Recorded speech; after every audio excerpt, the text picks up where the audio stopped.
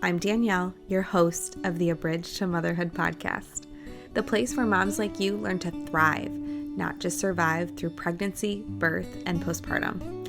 I'm a birth and postpartum doula and a mom of two who's been where you are. My first pregnancy was filled with so much excitement, but it was also marked by stress, anxiety, and fear of the unknown. I thought I had everything mapped out, but when postpartum hit, I realized how unprepared I was for the physical, emotional, and mental toll of motherhood. It was overwhelming, lonely, and nothing like I imagined. When I found out I was pregnant again, I knew I needed to approach things differently. I made it my mission to not only prepare for postpartum, but to prioritize myself in the process. That shift changed everything. Now I'm here to help you do the same. Whether you're navigating your first pregnancy, feeling buried under endless advice, or struggling to figure out what you actually need for postpartum, this podcast is your safe space. You'll find practical tips, honest conversations, and expert insights to help you feel informed, supported, and empowered through every stage of motherhood. If you're ready to feel confident, prepared, and truly supported in your motherhood journey, stick around. This is for you. Hey friends, welcome back to the Abridged to Motherhood podcast. I'm very excited for our conversation today. We are talking about finding time for yourself after having a baby. And this was super important to me, not only for my healing, but also because I'm an only child, and growing up an only child, I had a lot of alone time. So I needed to find that time for myself in order to rejuvenate and be the best mom that I could be to my baby. And even now with a 7 and 4-year-old, I need that time in order to have time to think, have time to reset, come back calm, patient, loving, kind, all of those things. Not that I can't be that way without the alone time, but it does help me. And in the beginning of my motherhood journey, I was very hard on myself for wanting this time, feeling that this time was necessary because I was doing so much comparison. And I think we've all been there. We've felt exhausted. We felt like we're never, ever going to get 5 minutes to ourselves ever again. And every new mom hits that moment where she starts to crave a little time for herself again, time to maybe get back into a hobby that you enjoyed prior to having kids and you haven't had the chance to do that yet. Maybe you're craving time to go hang out with a girlfriend without your baby or go on a date. But almost as quickly as that thought appears, so does the guilt of, well, wait, shouldn't I be soaking in every second? Other moms seem to be doing all of this without needing a break or wanting a break, thinking that you're being selfish. But I want to pause right there because here's the truth. Taking time for yourself isn't selfish.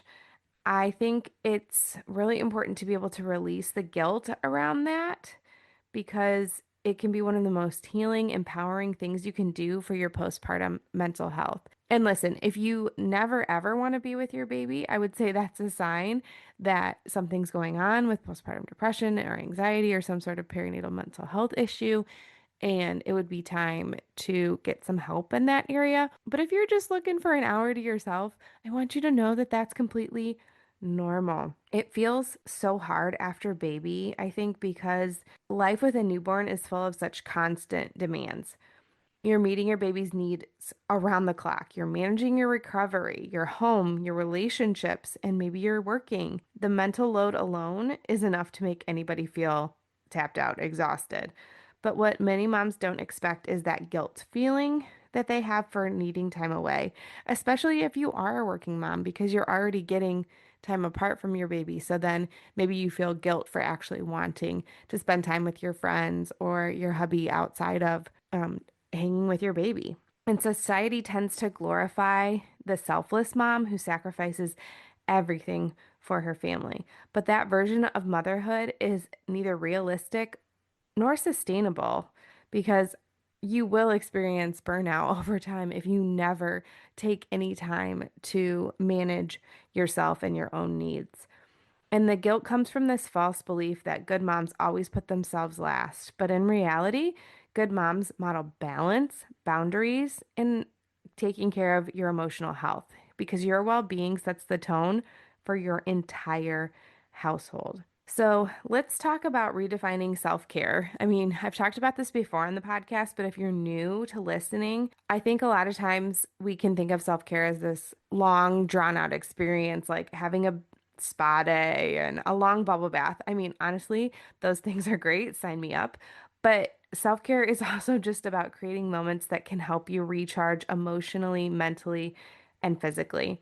So you can show up as the best mom, partner, woman, employee, friend that you want to be. Try thinking about self-care as soul maintenance. For me, that means being in the Bible every day. That means going to my Bible study. That means taking time to practice gratitude. For you, it might mean journaling during nap time, taking a walk alone, or calling a friend who makes you laugh. Maybe exercise really fills your cup and it allows you to do something hard and reframe your mindset. Sometimes it might just be setting your phone down during nap time or turning the TV off and just taking a few deep breaths before diving into the next task. The key is to make it simple and sustainable. So, what I want to do today is talk about 3 steps to let go of that guilt for taking time for yourself. So, number one, reframe your thoughts. So, when guilt shows up, notice it without judgment. And I've had a lot of guests on this show that have spoken to this idea of our emotions and just noticing them without judgment. I'm feeling overwhelmed and just noticing those emotions. So, I'm feeling overwhelmed. How does that feel in my body? Taking a breath and then noticing the thought that might come along with that. So maybe you think you're being selfish. Let's reframe that thought. I'm recharging so that I am better available when my baby wakes up from their nap. I want you to remember that your needs matter too. It's so easy to put our needs on the back shelf as a mom. And simple needs like eating a well-balanced meal. We pick at our kids' leftovers. We scrounge in the fridge instead of taking a moment to make a nourishing meal for ourselves.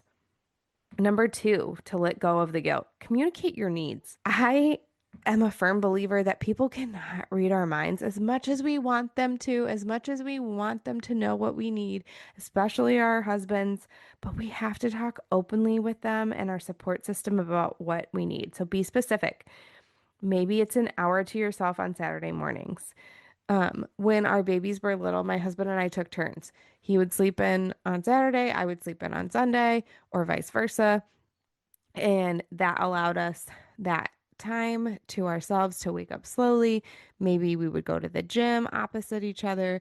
Maybe we would just, for me, I liked to read or go for a walk, but it was very clearly laid out, but we had to communicate that. Maybe it's help with bedtime once a week or twice a week. You want husband to take over bedtime so that you can go take that bath or paint your nails or just relax. We're not asking for a luxury. You're protecting your mental health. And number three, start small. As much as we would all love maybe a weekend away, asleep in a hotel room. Can you tell I've thought about this before? But start with just 10 minutes of something that's just for you. And then over time, those small moments will build into a rhythm that feels restorative instead of indulgent. And I want to remind you too that if you are in the thick of the newborn stage right now, that eventually your kids get more independent.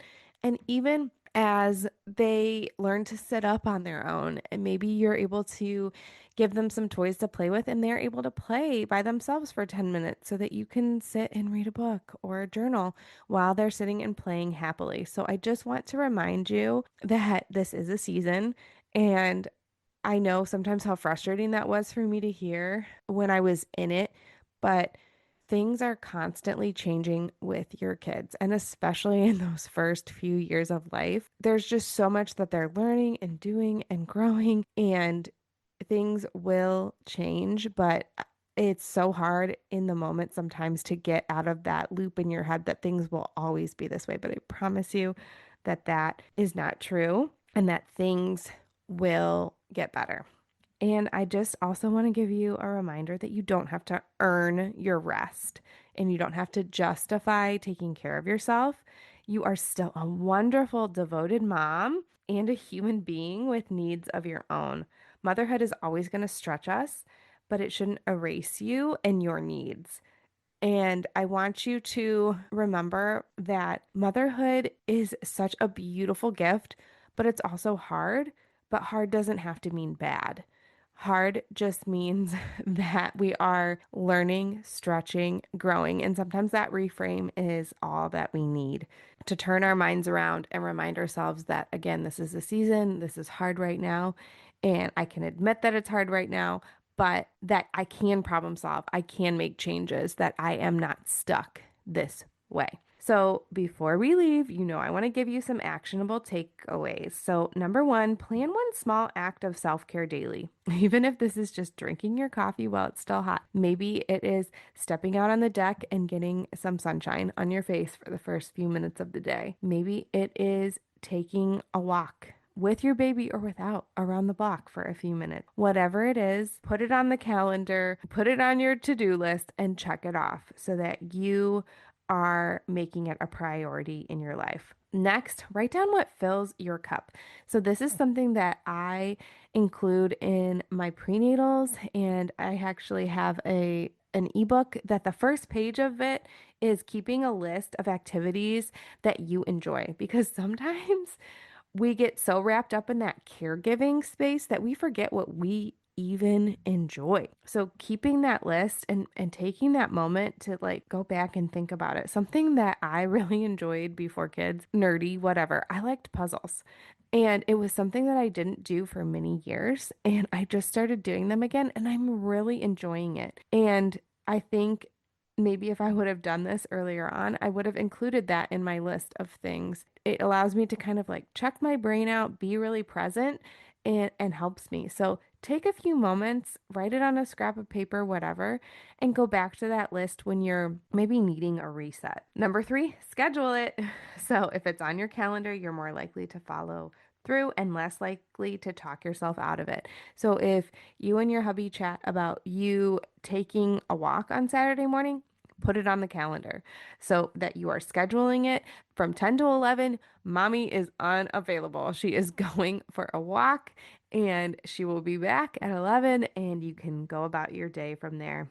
And then, last but not least, everything we've been talking about, drop the guilt. When that voice creeps in, remind yourself a rested mom is a better mom.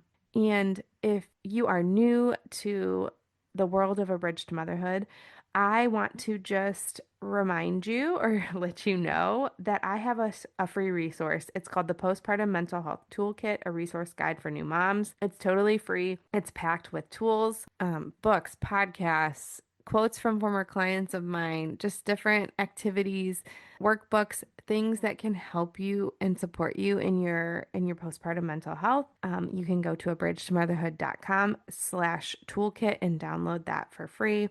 It's just something I wish I would have had because I was searching all over the internet and asking all different people and could not find things. And I was frustrated when I was really struggling. So I put it all in one place together for you.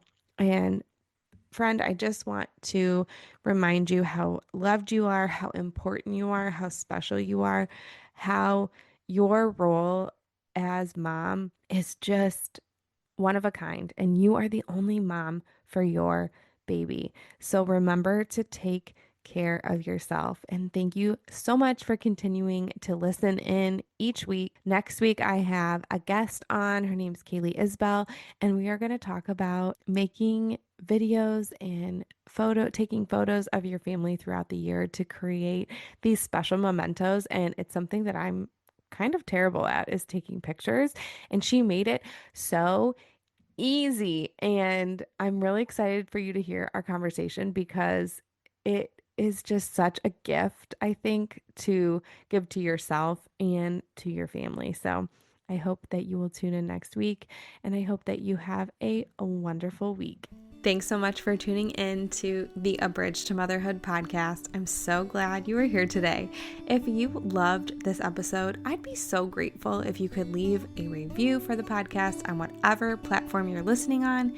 Share it with a friend or snap a screenshot and tag me on social media. If you decide to leave me a review, go to abridgetomotherhood.com/review. That link is also in the show notes so that I can send you a little gift in the mail. Your support helps other moms to find the podcast, and it truly means the world to me. Remember, your motherhood journey deserves your care and attention. Until next time, keep showing up for yourself, mama, and don't worry, I'm here to help every step of the way. See you soon.